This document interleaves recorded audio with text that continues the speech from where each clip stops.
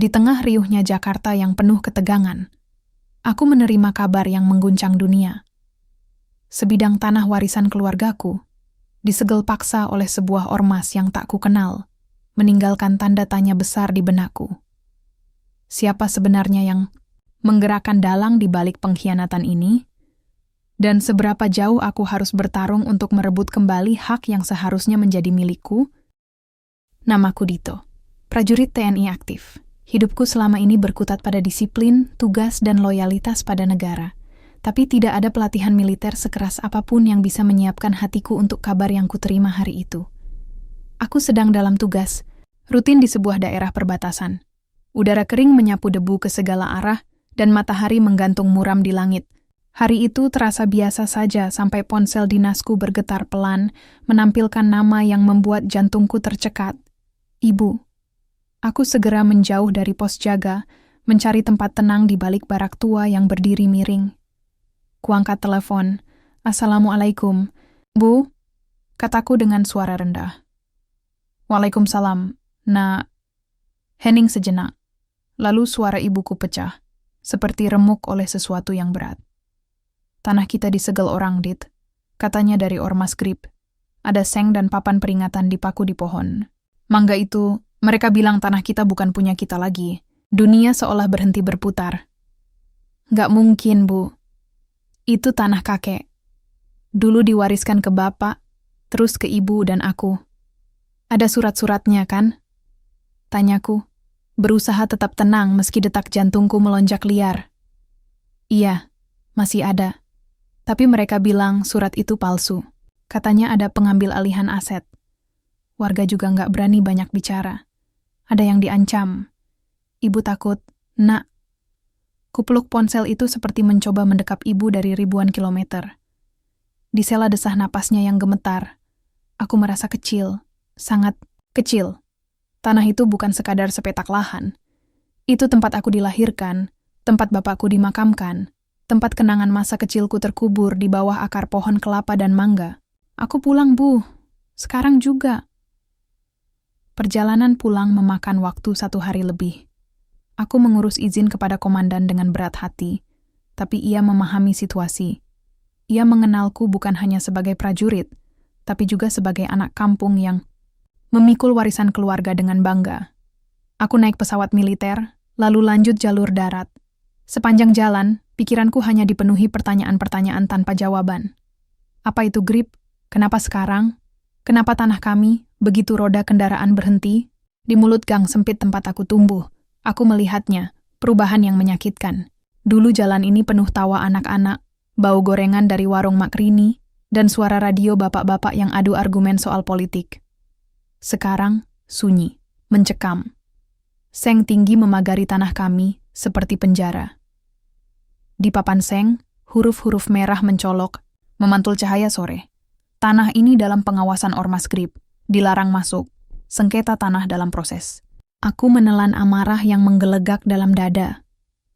Langkah kakiku cepat menembus gang.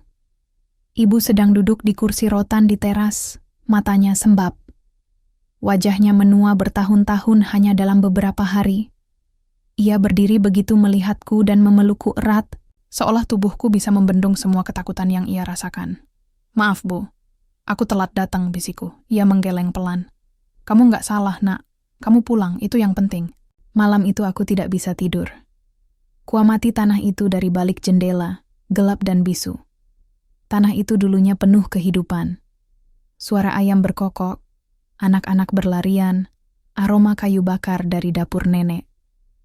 Kini yang tersisa hanya seng dingin dan papan. Ancaman. Di meja ruang tamu, kuhamparkan dokumen-dokumen lama.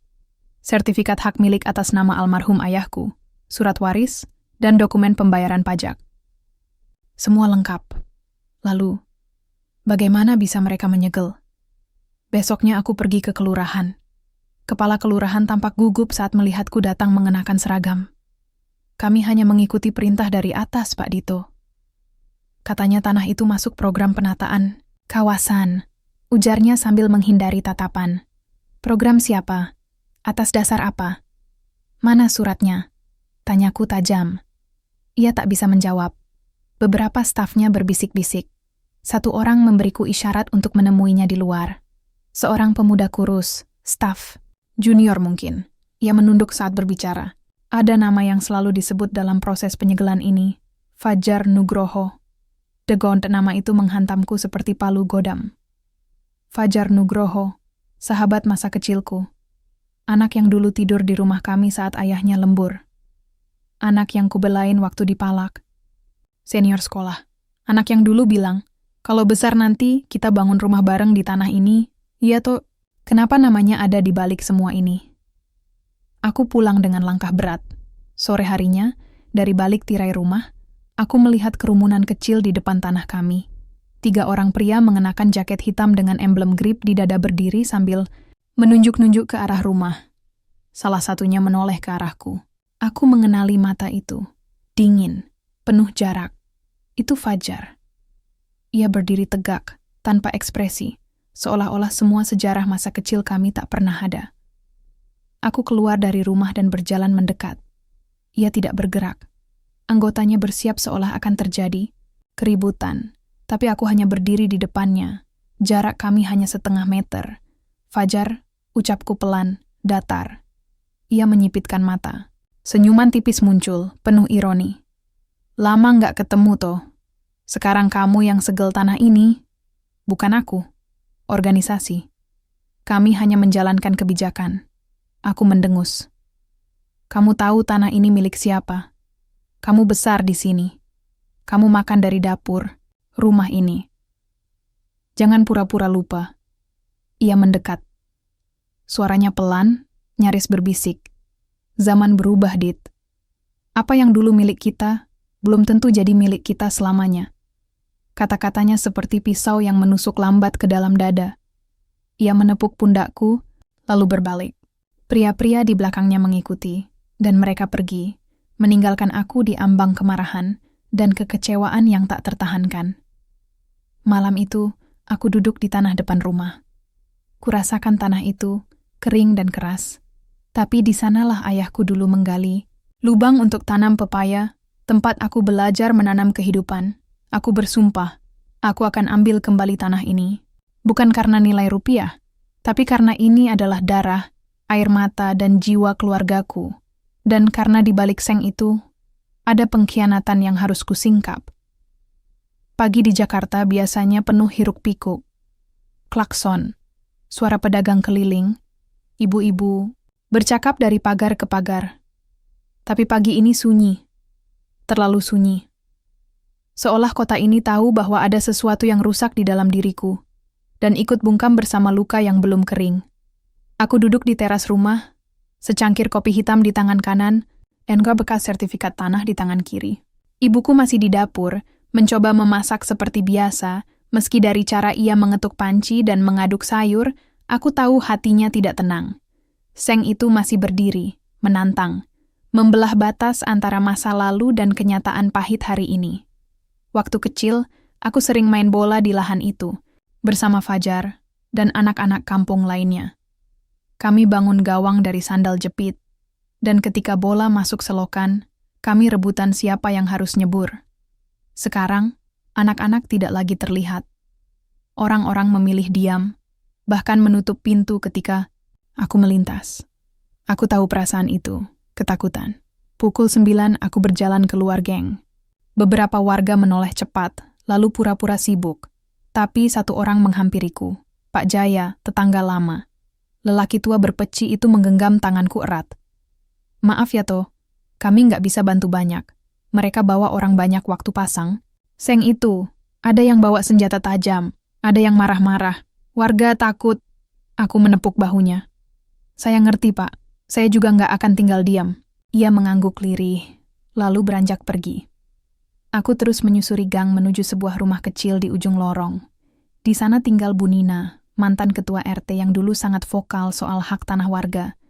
Ketika ku ketuk pintunya, hanya suara dari balik pintu yang menjawab.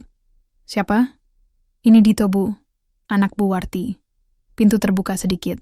Wajah Bu Nina muncul, matanya cekung, dan tampak lebih tua dari terakhir aku lihat. Ia mempersilakan aku masuk, tapi terus menoleh ke jendela seolah takut diawasi.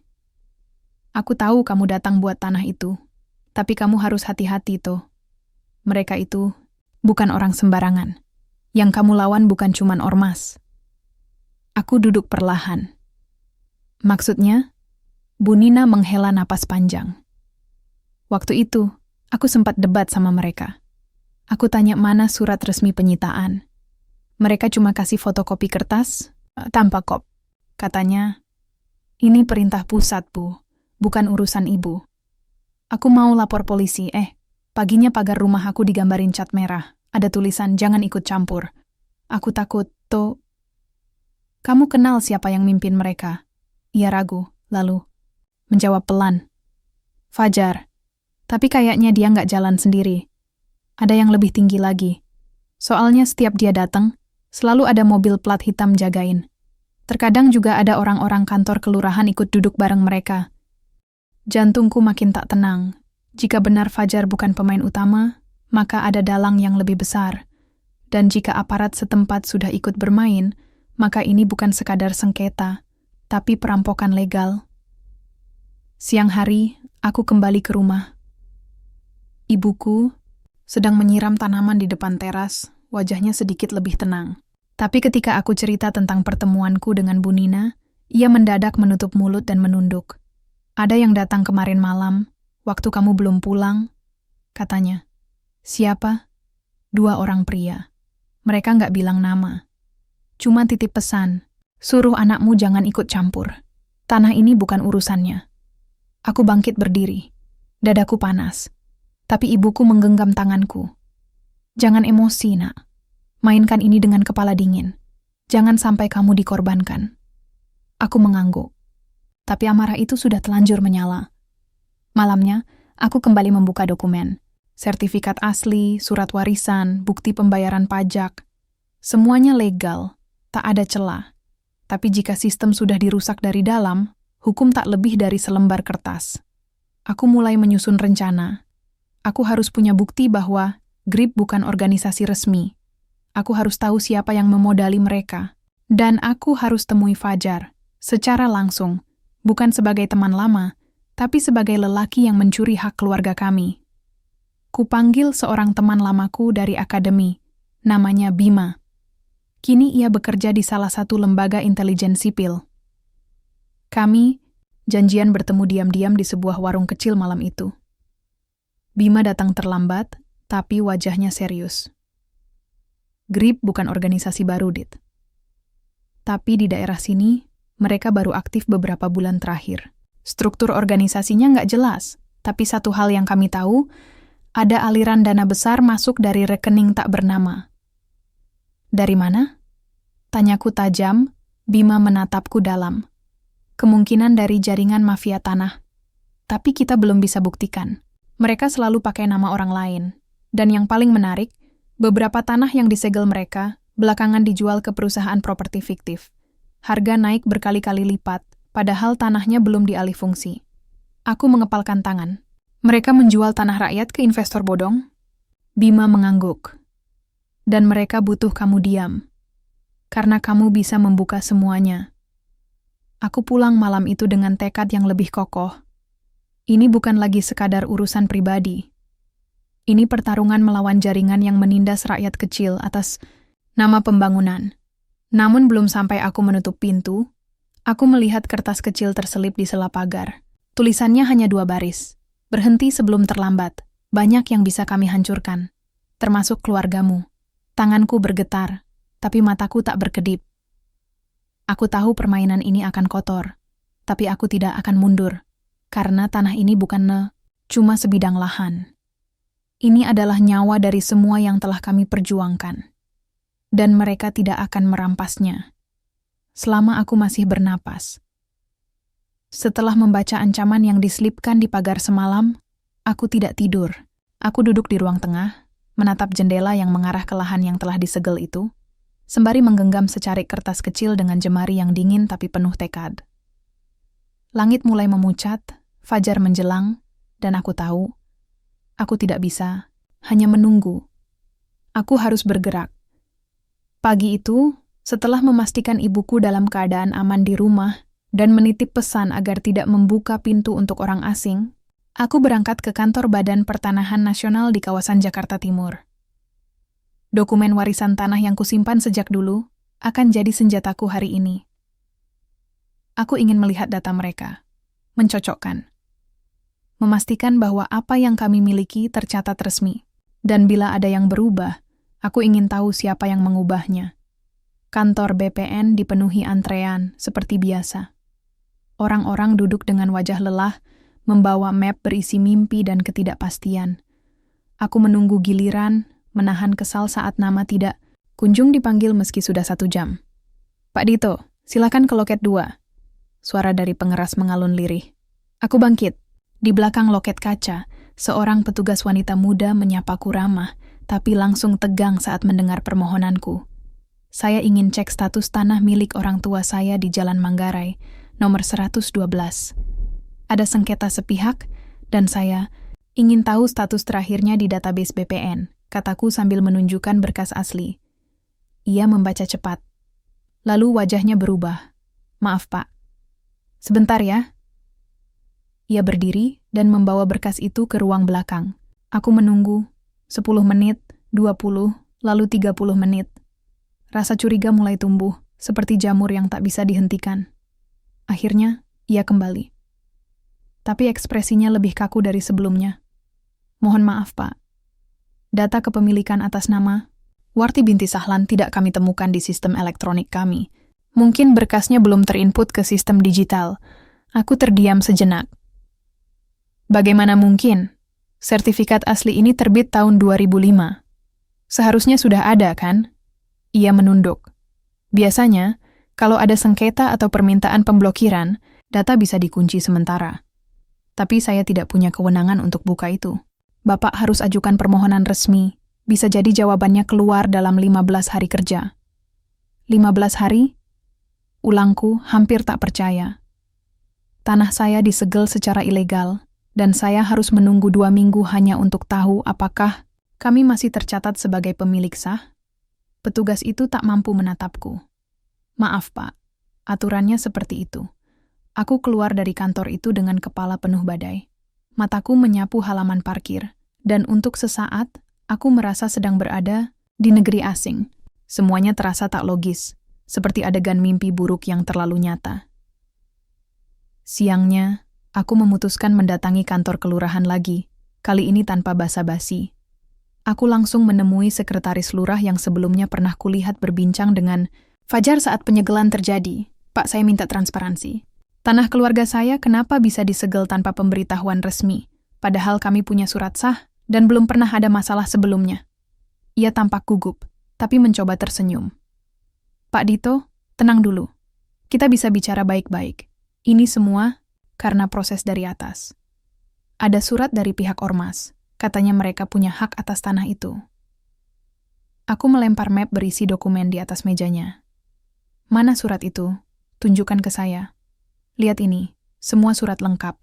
Bahkan kami bayar PBB sampai tahun lalu. Ia membuka lemari arsip kecil di belakang, mengambil 1 bundel fotokopi lusuh. Lalu ia menunjukkan surat yang katanya menjadi dasar penyegelan.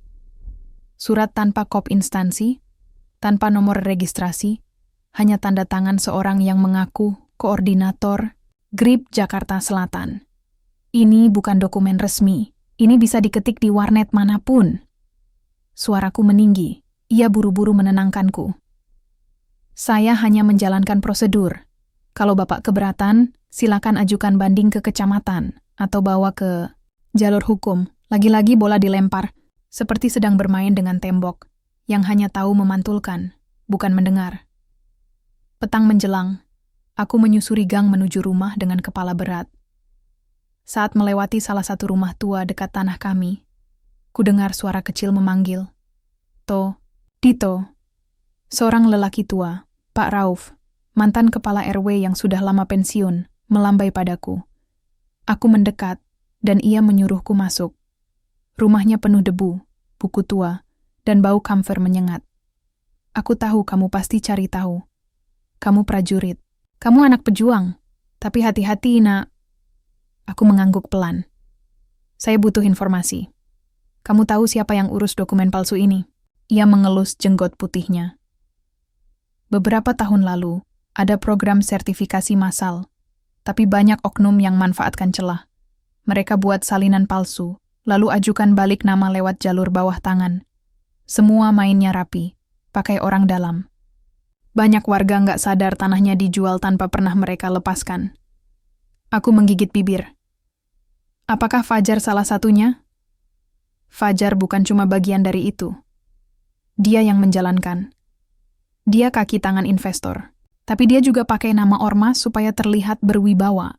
Padahal ormas itu cuma tameng. Investor? Siapa investornya? Ia menggeleng. Itu yang kamu harus cari tahu. Tapi sekali kamu mulai, tak ada jalan kembali. Banyak yang sudah jadi korban, tapi tak berani buka suara. Malam hari, setelah memastikan ibu tidur, aku duduk di depan komputer lama di kamar. Koneksi lambat, tapi cukup untuk menggali informasi. Ku ketik nama Grip di mesin pencari, lalu Grip Jakarta Selatan. Beberapa berita muncul, bentrokan, penyegelan, klaim tanah, semua dengan pola yang sama. Tapi tak satu pun menyebut Fajar. Lalu aku buka media sosial. Aku cari nama Fajar Nugroho. Akun lamanya masih ada, tapi sekarang lebih tertutup. Di foto profilnya, ia mengenakan batik, berdiri di antara dua pria berpakaian jas. Salah satunya aku kenal. Dia adalah direktur dari sebuah perusahaan properti yang pernah disebut dalam laporan Bima. Ku jeda sejenak. Segalanya mulai menyatu dalam pikiranku. Fajar menjual tanah-tanah warga ke investor bodong lewat jalur ormas. Legalitas dimanipulasi. Warga dipaksa diam dengan ancaman. Dan sekarang, aku jadi batu sandungan berikutnya. Tapi aku tak akan jadi korban berikutnya. Aku akan bongkar semua ini, meski aku harus berdiri sendiri. Setelah hari yang melelahkan di kantor pertanahan dan kelurahan, aku menyadari bahwa pertarungan ini bukan hanya soal dokumen dan legalitas. Ini tentang manusia, tetangga, saudara, dan mereka yang selama ini hidup berdampingan dengan keluarga kami. Aku harus turun ke lapangan, menemui mereka secara langsung. Malam itu, aku memutuskan berjalan menyusuri gang-gang sempit di sekitar tanah kami yang kini tertutup seng tinggi berkarat. Suasana mencekam begitu terasa. Seperti udara berat penuh ketakutan yang tak bisa kutangkap dengan mata biasa. Lampu jalan banyak yang padam, dan hanya suara langkah kakiku yang bergema di dinding-dinding rumah. Di sebuah rumah kecil yang nyaris roboh, aku mengetuk pelan. Pintu terbuka. Terlihat wajah Pak Seno, lelaki paruh baya yang dulu sering membantu ayah saat mengurus kebun kecil di belakang rumah. "Dito, kamu pulang?" tanyanya lirih, sambil memandangku penuh waspada. Aku mengangguk. "Iya, Pak. Saya mau ngobrol sebentar. Tentang tanah kita." Ia menggeleng pelan. "Dito, sudah lama kami sepakat diam saja. Kalau kamu berani melawan, jangan salahkan kalau nanti ada yang datang." Aku menghela napas. "Pak, saya tahu ini berisiko. Tapi kalau kita terus diam, mereka akan ambil semuanya tanpa sisa. Kita harus lawan, supaya tidak ada yang jatuh korban." Pak Seno mengerutkan dahi, tapi aku tahu ia tersentuh. "Kamu seperti ayahmu dulu, berani dan keras kepala. Tapi kamu juga harus lihat keadaan. Banyak orang takut." Aku menatap matanya, berusaha menyampaikan tekad. Kalau takut, kita kalah. Kalau diam, kita mati. Aku tak mau itu terjadi pada keluarga dan tetangga. Ia terdiam lama, kemudian ia mengangguk pelan. "Kalau kamu benar-benar mau berjuang, kamu harus tahu satu hal. Fajar itu bukan cuma musuh biasa. Dia tahu kelemahan kita. Dia tahu siapa yang mudah ditakuti dan siapa yang bisa disuap." Kata-kata itu seperti pisau yang mengiris. Aku sadar, perlawanan ini tidak hanya soal kekuatan fisik, tapi juga perang psikologis dan moral. Keesokan harinya, aku mengunjungi rumah Bulina, seorang janda muda dengan 2 anak kecil yang tinggal persis di sebelah tanah kami. Ia menolak untuk ikut rapat warga ketika ada isu sengketa, takut terjadi sesuatu pada anak-anaknya. "Pak Dito, saya takut," katanya sambil menatap kosong. "Mereka sering datang malam. Kadang mengancam ibu saya yang jaga rumah. Kalau saya ikut melawan, saya takut keluarga saya jadi sasaran. Aku merasakan betapa berat beban yang ia pikul. Bu Lina, saya mengerti. Tapi kalau kita semua seperti ini, mereka yang menang. Jangan biarkan ketakutan mengendalikan hidup kita. Ia menunduk, matanya berkaca-kaca. Saya ingin kuat seperti ayahmu, Pak. Tapi saya belum bisa. Aku memegang bahunya, memberi semangat. Mulailah dengan satu langkah kecil. Kita hadapi bersama. Hari-hari berikutnya aku terus berkeliling, mengumpulkan cerita dan keberanian dari orang-orang yang mulai terperangkap di dalam ketakutan mereka sendiri. Aku mendengar bisik-bisik tentang intimidasi, suap, bahkan ancaman yang disampaikan dengan dingin. Suatu malam, aku menemukan sebuah catatan di depan rumahku. Tulisannya samar tapi jelas. Hentikan usaha sia-sia. Fajar tidak main-main. Namun, aku menatapnya dengan mata membara. Justru karena dia tidak main-main, aku harus lebih serius.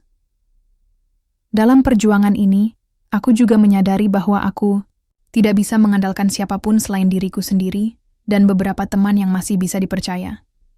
Perlahan, aku mulai menyusun rencana agar suara warga tidak tenggelam oleh seng dan ancaman. Aku menghubungi Bima, temanku yang bekerja di intelijen, sipil, dan meminta bantuan untuk mengumpulkan data legalitas tanah serta aktivitas keuangan Fajar dan jaringan GRIP.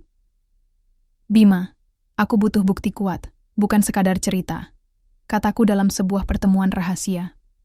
Bima mengangguk serius. Aku akan cari, tapi hati-hati, Dit. Mereka sudah tahu kalau kamu mulai bergerak. Malam itu, aku kembali mengawasi tanah yang disegel, berdiri tegak meski hawa dingin menusuk kulit.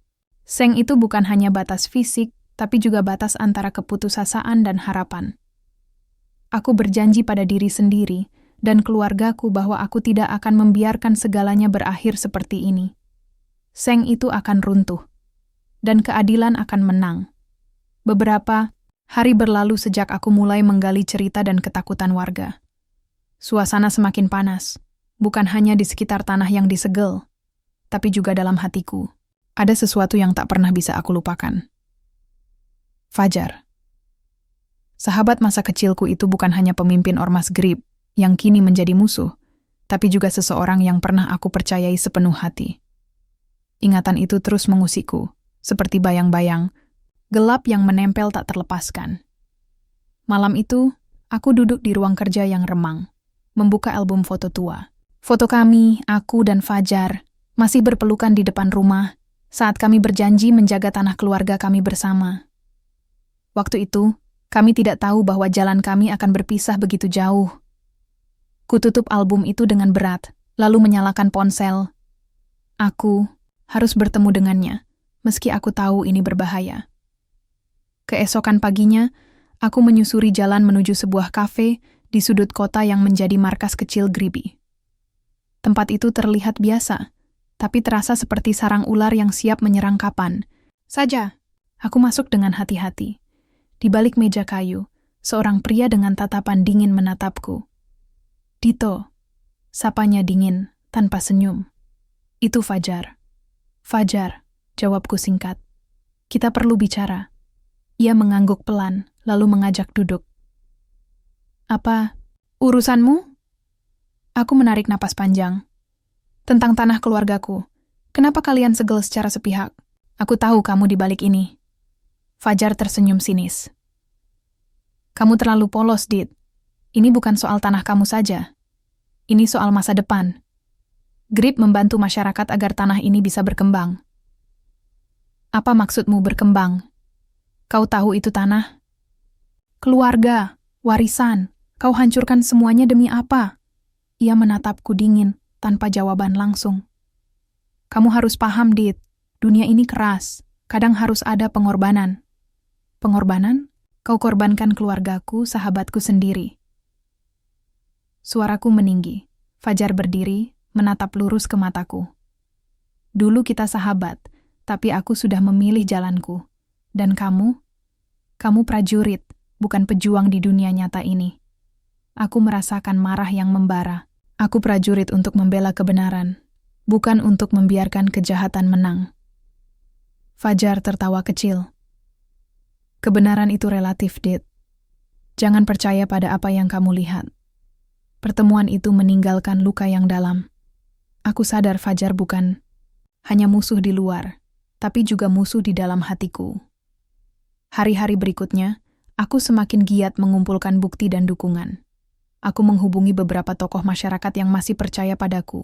Aku juga mulai mengumpulkan rekaman suara dan dokumen yang menguatkan dugaan keterlibatan Fajar dalam konspirasi jual-beli tanah ilegal. Namun, tekanan semakin nyata. Beberapa malam aku merasa rumahku diawasi. Lampu tiba-tiba padam, telepon berdering, tanpa suara, dan ada bayangan-bayangan yang mengintai di sekitar. Tapi aku tak gentar. Aku ingat janji pada ibuku dan semua warga. Aku harus kuat, walau langkah ini berat. Suatu sore, aku menerima kabar dari Bima. Ia mengirim pesan singkat. Temukan sesuatu. Ada bukti transaksi yang menghubungkan Fajar ke perusahaan properti bodong. Kirim semua dokumen yang kamu punya. Ini jalan satu-satunya. Aku tahu, pertempuran ini bukan hanya soal tanah, tapi tentang membongkar jaringan korupsi dan pengkhianatan yang berakar. Aku mulai merancang strategi. Aku akan membawa kasus ini ke publik. Aku harus membuat semua orang tahu kebenaran. Malam sebelum rencana itu aku berdiri di depan rumah, menatap lahan yang dulu penuh tawa dan harapan. Kini berubah menjadi medan perang yang dingin dan sunyi. Namun, aku yakin, selama aku berjuang dengan hati dan keberanian, keadilan akan bersinar, dan aku akan memenangkannya. Hari itu tiba. Aku berdiri di depan gedung balai warga, tempat di mana ribuan orang biasa berkumpul untuk membahas berbagai hal. Tapi hari ini bukan pertemuan biasa. Ini adalah kesempatan terakhirku untuk mengungkap semuanya. Bukti-bukti yang aku kumpulkan akan kuperlihatkan kepada warga dan juga pihak berwenang. Aku menghirup napas panjang, berusaha menenangkan jantung yang berdegup kencang. Wajah-wajah penuh harap, penasaran, bahkan beberapa penuh keraguan, menatapku dari depan panggung kecil yang sudah kubuat seadanya. Aku tahu, ini bukan hanya pertarungan fisik. Ini adalah peperangan untuk jiwa dan kepercayaan mereka. Setelah membuka pembicaraan dengan mengingatkan sejarah tanah itu, aku memulai satu persatu memaparkan bukti-bukti yang sudah kususun, dokumen kepemilikan asli, surat palsu yang dipakai ormas GRIB, hingga bukti transaksi gelap yang melibatkan Fajar dan jaringan investor bodong. Suara-suara mulai berbisik, gemuruh ketidakpercayaan mulai terbentuk. Tapi di tengah keramaian, sosok yang paling aku benci tiba-tiba muncul, Fajar. Ia masuk dengan langkah percaya diri, wajahnya dingin dan penuh penghinaan. Apa-apaan ini, Dito? Suaranya bergaung. Kamu pikir dengan pamer dokumen itu bisa menghentikan kami? GRIB bukan hanya ormas. Kami adalah kekuatan yang mengatur Jakarta Selatan. Kerumunan mulai gaduh. Beberapa orang terlihat terpecah antara yang mendukung dan yang ragu. Aku menatap Fajar tajam. Kamu sudah berkhianat, menggunakan nama ormas untuk menutupi kejahatanmu. Fajar tertawa sinis. Kamu tidak mengerti permainan ini, Dit. Kamu terlalu sederhana. Aku membalas dengan tenang tapi penuh amarah. Kebenaran sederhana. Tanah, itu milik warga, bukan untuk diperjualbelikan sembarangan. Pertengkaran verbal berubah menjadi semakin panas. Fajar mengancam akan memanggil pengikutnya, dan situasi mulai tidak terkendali. Namun, sebelum kericuhan meluas, aku mengeluarkan rekaman suara pertemuan rahasia Fajar dengan investor. Suara itu jelas dan tak terbantahkan, membongkar niat jahatnya. Suara warga mulai bersatu, menyerukan agar Fajar dan kelompoknya mundur. Beberapa petugas keamanan yang datang ikut memperhatikan, dan aku tahu ini adalah kesempatan. Fajar yang terpojok, marah besar, berteriak kasar. Tapi aku melihat ketakutan di matanya. Ketakutan yang selama ini ia sembunyikan di balik topeng kekuasaan. Saat itu aku sadar, pertarungan ini belum selesai, tapi titik balik sudah terjadi. Semua mata kini terbuka. Aku mengakhiri pertemuan dengan kalimat tegas. Ini bukan hanya tentang tanah kami. Ini tentang hak kami, tentang keadilan. Dan aku akan terus berjuang sampai hak itu kembali. Kerumunan bubar dengan gemuruh semangat baru. Aku berdiri sendiri di atas panggung kecil, merasa lega, tapi juga waspada. Karena aku tahu, ancaman sesungguhnya baru saja dimulai. Suasana malam itu terasa berbeda. Setelah pertemuan yang bergejolak di balai warga, aku kembali ke rumah dengan perasaan campur aduk. Ada kemenangan, tapi juga beban berat yang terus menghimpit dada. Aku tahu, Fajar tidak akan tinggal diam. Dia punya kekuatan dan koneksi yang jauh lebih besar daripada yang aku bayangkan. Aku duduk di ruang tengah, menatap dinding yang penuh foto keluarga. Ada wajah ayah, ibu, dan juga Fajar dalam masa-masa kami masih bersama. Dulu, dia adalah sahabat terbaik yang aku percayai, yang selalu ada di setiap langkah perjuangan. Tapi sekarang, ia telah berubah menjadi bayangan kelam yang mengancam segalanya. Teleponku bergetar. Pesan masuk dari nomor tak dikenal. Berhentilah sebelum terlambat. Dito, kami tahu siapa engkau. Jangan paksakan kehendakmu. Aku meremas telepon itu dengan tangan gemetar. Ancaman itu bukan hanya kata-kata kosong. Ini nyata dan berbahaya. Keesokan harinya, aku menemui Bima. Aku butuh informasi lebih banyak tentang jaringan Fajar. Siapa saja yang ada di balik layar. Di sebuah kafe kecil yang tak terlalu ramai, kami bertukar kabar dan strategi. Aku sudah dapat beberapa nama, Dit. Ada pejabat daerah yang terlibat, dan beberapa aparat juga. Kata Bima serius. Ini sudah jadi sindikat besar, bukan cuma sekadar ormas. Aku mengangguk, memikirkan langkah selanjutnya. Kita harus bawa ini ke media, agar publik tahu dan mendukung kita. Bima mengerutkan dahi. Kalau kita terlalu cepat, mereka bisa membungkam. Kita harus hati-hati. Malam harinya, saat aku beristirahat, pintu rumahku diketuk dengan keras. Jantungku berdegup kencang. Aku membuka pintu dan menemukan seorang wanita yang kukenal sebagai Bulina. Tetangga yang selama ini takut, bicara. Matanya merah dan berlinang air mata. Pak Dito, tolong. Anak saya hilang. Hatiku tercekat. Aku tahu ancaman yang mereka alami bukan main-main. Apa yang terjadi, Bulina? Tanyaku cepat. Dia menggeleng, suaranya serak. Mereka datang malam itu mencari saya. Anak saya, mereka bawa pergi. Aku berdiri tegak, perasaan marah dan sedih bergulung-gulung. Ini bukan lagi soal tanah, tapi nyawa.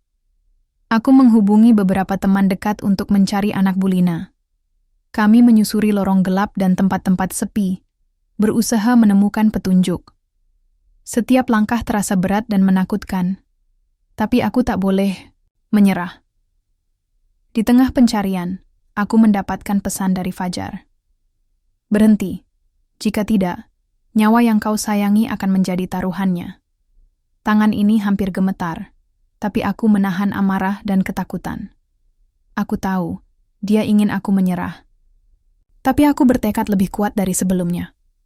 Malam itu, aku duduk di depan tanah kami yang disegel, menatap ke langit penuh bintang yang tampak dingin.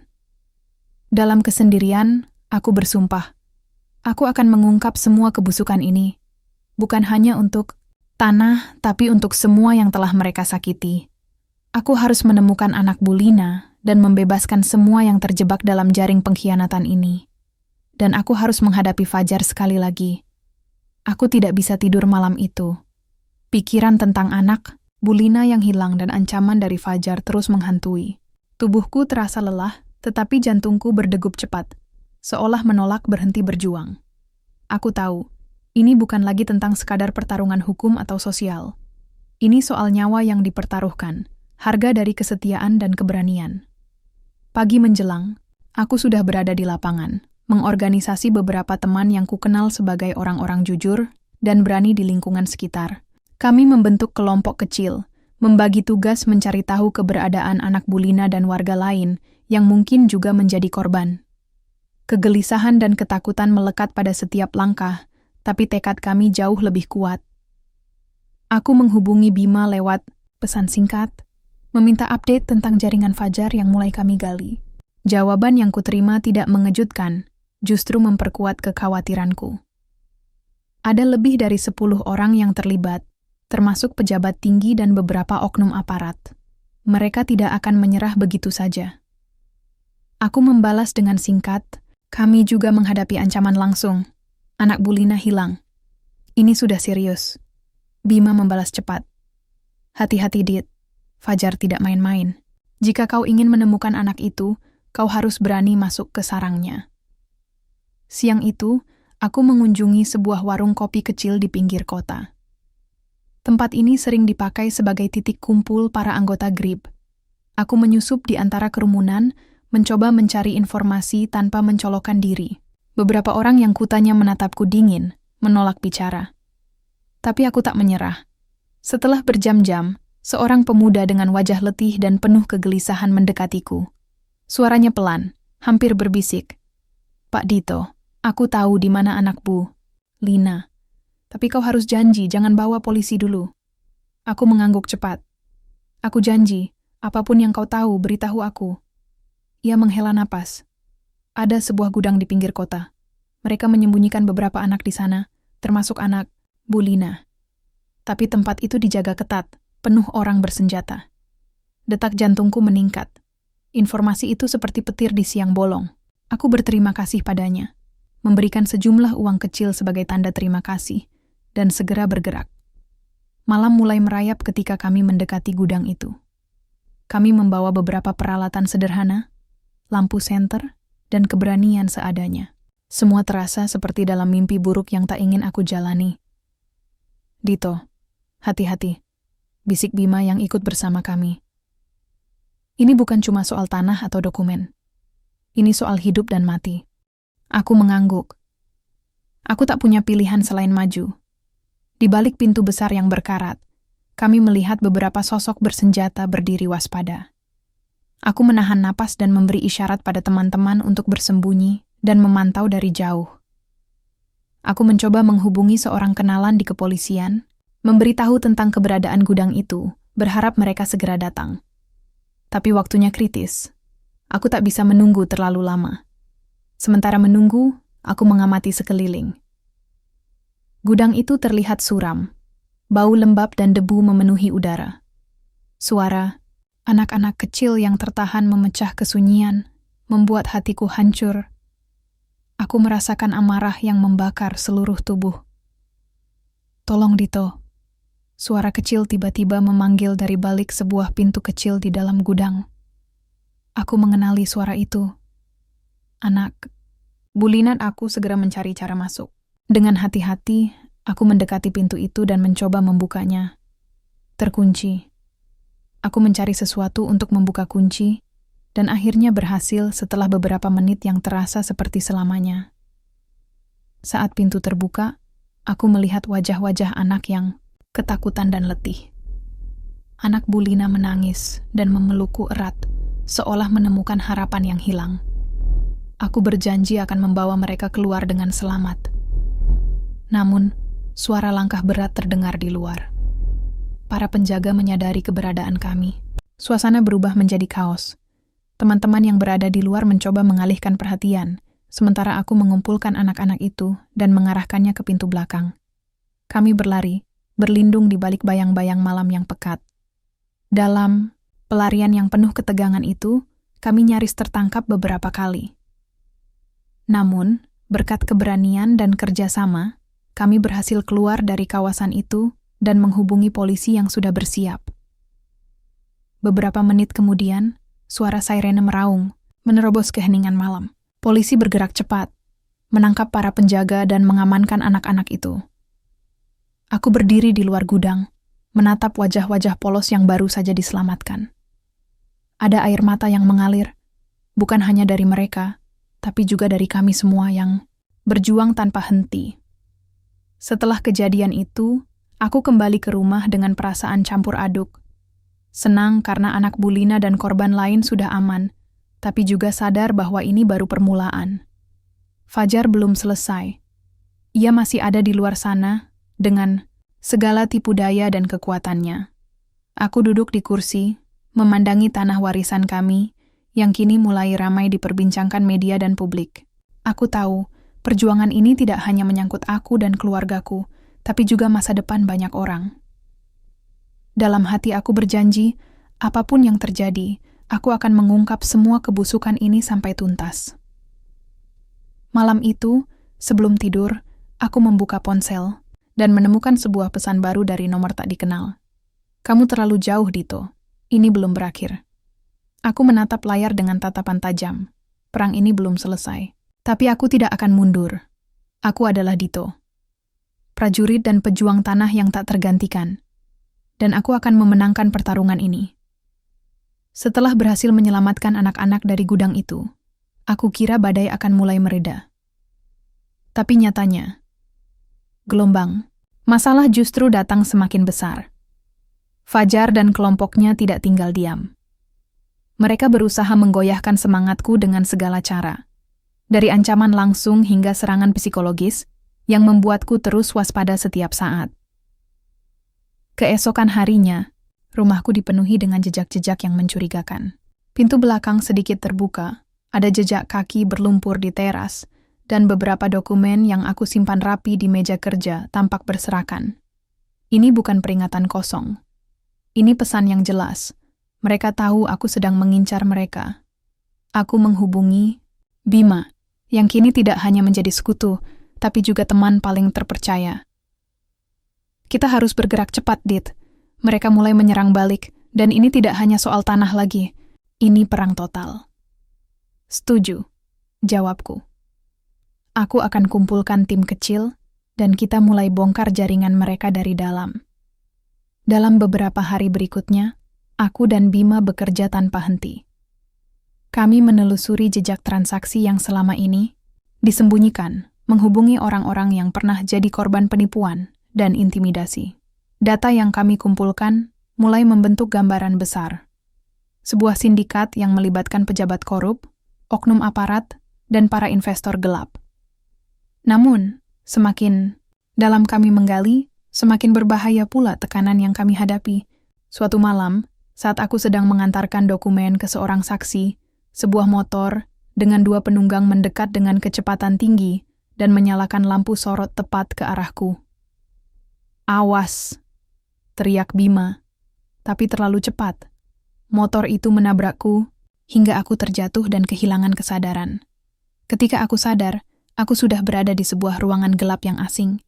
Ada bau lembab dan dingin yang menusuk kulit. Tangan dan kakiku terikat, dan wajah-wajah yang kukenal dari pihak musuh tampak berdiri di depanku. Fajar. Tatapannya dingin, tanpa sedikit pun sisa persahabatan dulu. "Kau benar-benar keras kepala, Dito," katanya pelan, tapi penuh ancaman.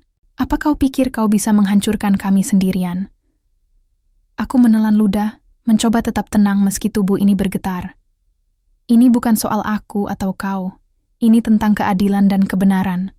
Fajar tersenyum sinis. "Kebenaran, itu hanya alat untuk melemahkan kami. Kau harus belajar, Dito. Dalam dunia ini, yang kuat yang menang." Percakapan itu seperti pisau yang menusuk hatiku. Sahabatku dulu berubah menjadi musuh yang kejam dan licik. Aku tahu ini saatnya untuk memutar otak dan mencari celah untuk keluar. Aku mulai mengamati setiap gerakan penjaga, mencari momen terbaik. Tiba-tiba pintu terbuka, seorang pria bertopi masuk membawa beberapa dokumen. Aku meraih salah satu dokumen dan menyembunyikannya di balik baju. Ini mungkin satu-satunya bukti nyata yang bisa menjatuhkan mereka. Saat kesempatan datang, aku berhasil membebaskan diri dan melarikan diri dari ruangan itu dengan napas tersengal. Aku tahu, aku harus segera menyebarkan bukti itu ke pihak berwenang dan media sebelum Fajar dan kelompoknya kembali menghilangkan jejak. Perjalanan pulang tidak mudah. Aku terus-menerus diikuti dan diteror, tapi aku berhasil sampai rumah dengan selamat. Bersama Bima dan beberapa teman terpercaya, kami mengatur rencana besar untuk membongkar seluruh jaringan itu dalam waktu dekat. Aku merasa semakin dekat dengan kemenangan, tapi juga sadar bahwa harga yang harus dibayar semakin tinggi. Aku kehilangan sahabat, nyaris kehilangan nyawa, dan harus menghadapi kenyataan pahit tentang kejahatan yang bersembunyi di balik nama dan kekuasaan. Namun, aku berjanji pada diriku sendiri, aku tidak akan mundur. Sampai keadilan ditegakkan, aku akan bertarung sampai titik darah penghabisan. Udara pagi itu terasa berbeda, seperti menghela napas panjang setelah badai panjang yang membekap Jakarta Selatan. Aku berdiri di halaman rumah, memandang tanah yang selama ini menjadi sumber perjuangan, penderitaan, dan pengkhianatan. Tapi hari ini, ada secercah harapan yang mulai merekah.